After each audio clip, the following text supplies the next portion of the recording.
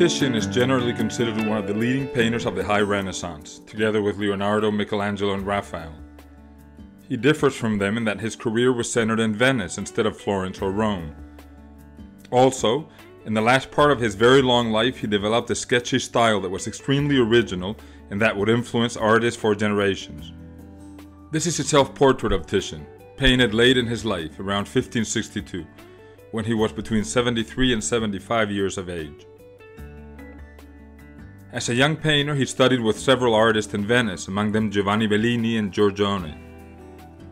Titian grew to become highly successful, and he worked for many of the most powerful men of the period. The golden chain that he shows around his neck in this portrait was a gift from the Emperor Charles V. Titian's talent as a portrait painter was one reason why he was so successful in high circles. Here we see a beautiful, sensitive portrait of a young man from the powerful Farnese family. His name is Ranuzio Farnese, and he was painted in 1542 when he was 12 years old. The cross on his black cape is a symbol of the Order of Malta, an elite club-like congregation that signaled high birth.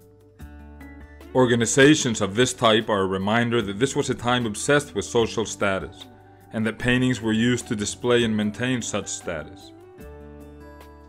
Look here at the vivid expression of the boy. His alert gaze still holds a child's curiosity.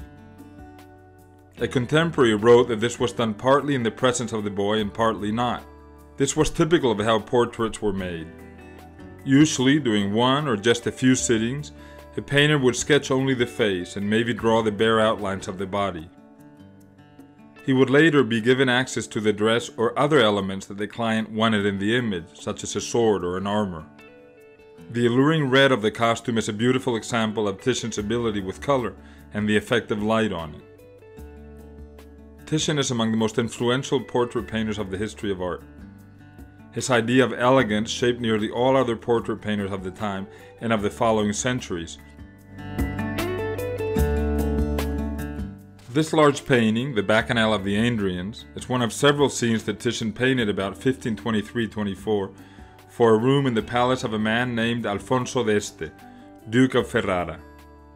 He was an example of a Renaissance patron who devoted much of his life to collecting art and to learning about antiquity. The painting is based on a written description by a Greek writer of the 3rd century AD named Philostratus. He described an ancient painting that showed an island called Andros, where there was a river of wine created by the god Bacchus. The picture celebrates the pleasures that come with drinking wine. The river in the foreground is filled with wine, not water. Some figures dress in contemporary garbs. Most are nude or wear classical clothing. This is a land where mythology and contemporary life mix. Wine leads to dance and sleep, and imbues all with an atmosphere of pleasure and love. One critic has called this an image of a golden age of pleasure, and so it seems. Figures gaze at each other and dance. A lush vegetation frames and gives shade to the scene. Like the rest of the picture, the beautiful clouds in the sky seem highly charged. They're about to erupt into a storm. Titian has painted a mood, a state of youthful happiness, which he has associated with the pagan world.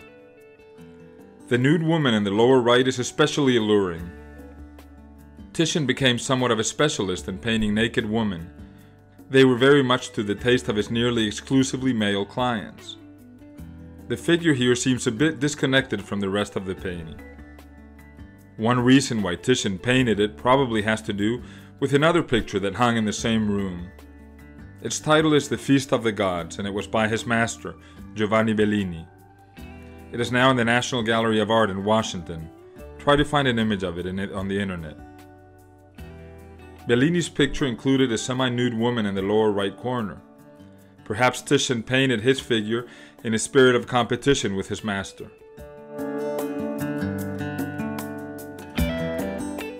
This is The Flaying of Marsyas, painted by Titian shortly before his death in 1576.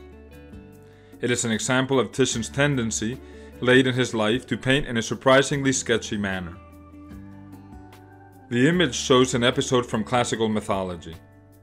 The satyr, a half-human, half-goat creature, is named Marsyas, and he was flayed alive by the god Apollo, who had defeated him in a musical contest.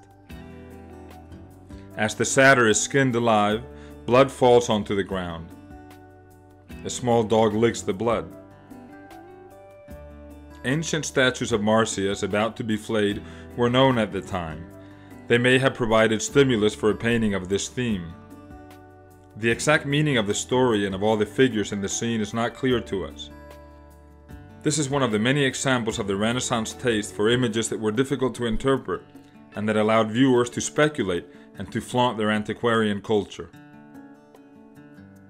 What matters to us most about this picture is the radically original way in which the paint is applied. As opposed to the carefully modeled figures in most paintings of the time, from the 1530s onwards approximately, Titian began producing paintings where forms and outlines look blurry.